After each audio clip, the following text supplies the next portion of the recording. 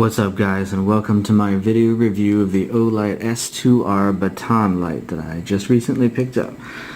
Before we get into anything else, I'll just go through the specifications quick so we understand what kind of light we're dealing with here. As you can see on the box, its lowest mode is the moon mode at 0.5 lumens, a 60-day battery life. You'd probably only use that if you were in a situation where you needed minimal light for as long as absolutely possible, maybe a survival setting or a power outage. Low mode, probably good for poking around under a desk or being in a closet, 120 hours of life, again really long battery life. The medium mode is probably where you would spend most of your time when you're using this light. Most of the lights I have, I tend to stay with medium the most often. What I find impressive about the medium is the 120 lumen brightness. Another pocket light that's about this size that I carried for years is the Phoenix E11, and its highest mode is 120 lumens, but it only uses one AA battery, whereas of course this uses the, that's magnetic, Olight 18650 lithium ion battery, comes with the flashlight, so it can be recharged, and the lithium batteries tend to have more power of course than a AA, so you can get these extra brightnesses out of it. And that has 13 hours of battery life, so it's perfect for if you carry this every day as a pocket light. You're not going to worry that a couple days in, you know, you're going to not have the power you need on the job. The 13 hours for occasional use lasts you quite a long time. The high mode at a surprising 500 lumens for this small light, you still get just over 3 hours of battery life, which is also impressive. Again, something you can get with the lithium battery. And it does have a turbo mode that's a little over 1,000 lumens, slightly less battery life there, but of course any turbo mode is all about when you just need maximum light possible. It is a very small light. As you can see, it's just barely larger than the battery itself. This keeps sticking here. You go ahead and you just slide this in this way so that the bump end sticks out the back here so that it can make contact with the cap, and the cap is also magnetic, as you were seeing. You just screw that on. It does come with a lanyard, of course, and one thing I'll point out about the lanyard, it's a small thing, but it came with a metallic pin at the end of it, which actually makes it very easy to slide through this hole. We've all probably been there trying to stick a lanyard through and it keeps getting stuck up under there. The pin that it came with just allowed you to pull it straight through. Little thing, but it's nice to see that Olight pays attention to those little details just to make it easy to set the flashlight up. It does come with the pocket clip, obviously, so good for a shirt pocket, coat pocket, pants pocket. It's very small size. I don't have particularly large hands, but as you can see, it's doesn't protrude much just holding it that way. It's not a tail clicky, but it is operated by this button on the side here. You just press the button once to turn it on. Press it again to turn it off. It does remember the mode that you left it on, so when you turn it on again, if you're like me and you stay with medium mode most of the time, every time you push the button it'll be in medium mode.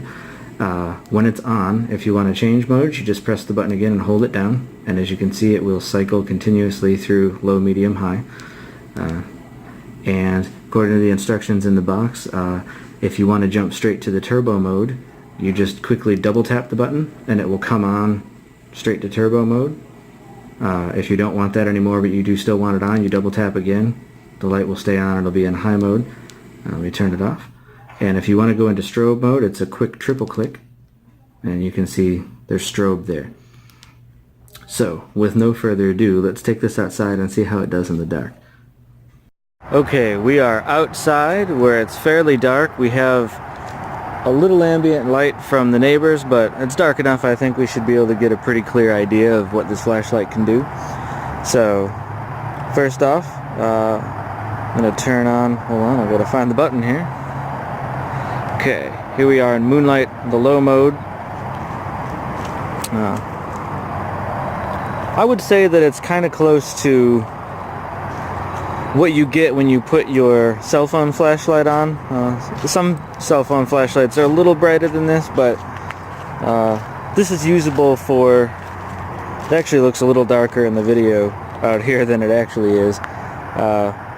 You can see the ground right in front of you. You're not going to get much distance out of this. I'll shine it a little ways away. As you can see, there's a tree right in front of me. You can make out a little bit of the detail, but you don't get a whole lot. But these kind of modes are always useful for if you're in a scenario where you're either just poking around under a desk, or you're inside somewhere, or you need some degree of usable light for as long as absolutely possible, you do get a really good amount of battery life with the low mode.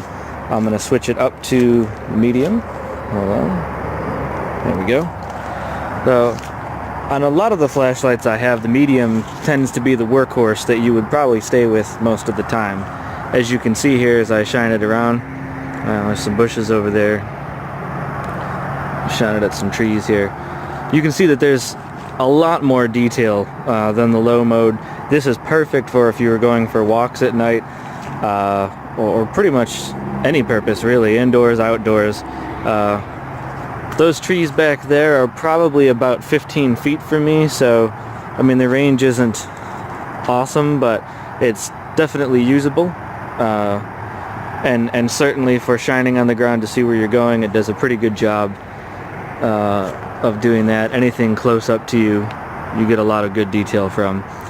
And then I'm going to back up a ways because I have already used the higher mode. I want to give you guys a look at the width of the beam here.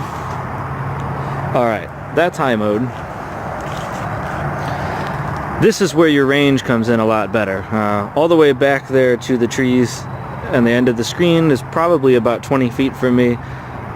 So I do have better thrower lights, but for the small size of this light, I think that's a pretty good range that you get on that, and it's very wide. You don't get any kind of hotspot, but it does light up a pretty significant area out here. And if I back up kind of to the middle of my yard, again, it's a little bit darker on the camera than it looks to me in person. It looks like on the camera screen it's only illuminating a little bit, really significantly, whereas in person this pretty much lights up visibly the entire backspace of the yard. This would definitely be good for large fields when you need distance. If you're in a self-defense situation and you need to disorient an attacker or something, I mean, this kind of brightness really useful for that. You obviously don't get as much battery life with this type of intensity, but really impressive brightness for how small this flashlight is. These trees here are about 10 feet away from me, so I mean, this is not quite daylight brightness, but pretty close. You get a ton of detail out of this.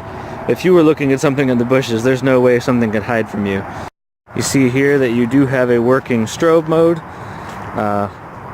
This would actually be obviously the most ideal for self-defense situation where you have to disorient someone. The rapid flashing of light doesn't allow their eyes to adjust to the lightness or the darkness, so it's very disorienting to have this shined at you. So that's useful there. Alright, I am back inside and charging the flashlight. I wanted to show you guys this real quick. One thing I really like about this flashlight in terms of features that I have not seen on other lights, since it does use the 18650 rechargeable lithium-ion battery, you can take the tail cap off, and if you have a lithium charger, which I do, you can charge it that way. But really handy that they gave you this attached USB charger. As you can see, it does say in the instructions you can plug this straight into your computer or use a phone charger, which I'm doing. The tip glows green when it's not connected, and the instructions say it will glow green also when the flashlight is fully charged. But it magnetically just snaps right onto the tail end of the flashlight, which means you never have to take the battery out of here. When it gets low, you can just plug this up until you see it go green and you're ready to go again. I just think that's a really nice feature. Well, that about does it for the beam shots outside. Hopefully that gives you a good idea of what you can expect from this in a dark setting. Closing thoughts on this. It's a well-built flashlight. There's no rattle at all in it. That sound you're hearing there is just the lanyard. So there's no rattle. Several flashlights I've had, that's been an issue. It's nice to see that this isn't, especially if you're going to carry it as a pocket light. It's very annoying to keep it rattling around in your pocket. Lanyard is great for if you don't clip it to the side of your pocket and you keep it down in there. It's easy to just grab this and pull it right out really easily. Also nice for if you want to wrap it around your wrist, you know, when you're hiking or something, that way you don't drop it. Nothing worse than being out in the woods while you're hiking and dropping your light. Body-wise, it's got all the same types of things you see in a lot of these high life, the anodized aluminum with IPX8 waterproof.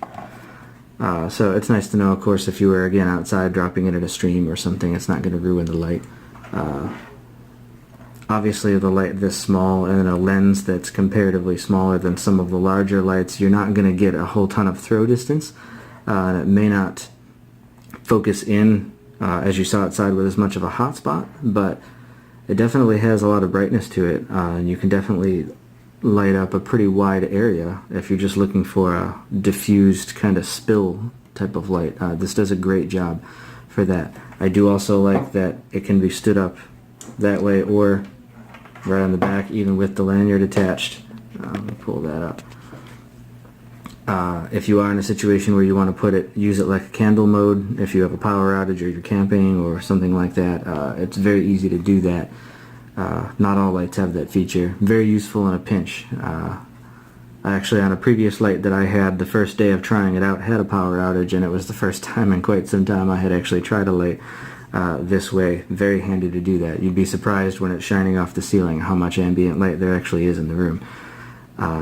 So, great little light. I would recommend it to anyone looking for a pretty powerful and rechargeable pocket light, and you can check the information in the description. If you're viewing this shortly after I put it up, there is a special sale that Olight is offering. You can get it for Black Friday at a discount if you're looking for this as a gift for anyone in your family. Any flashlightaholics that you know, friends or family, would probably really love a high power pocket light like this. So thanks a lot, guys. See you next time.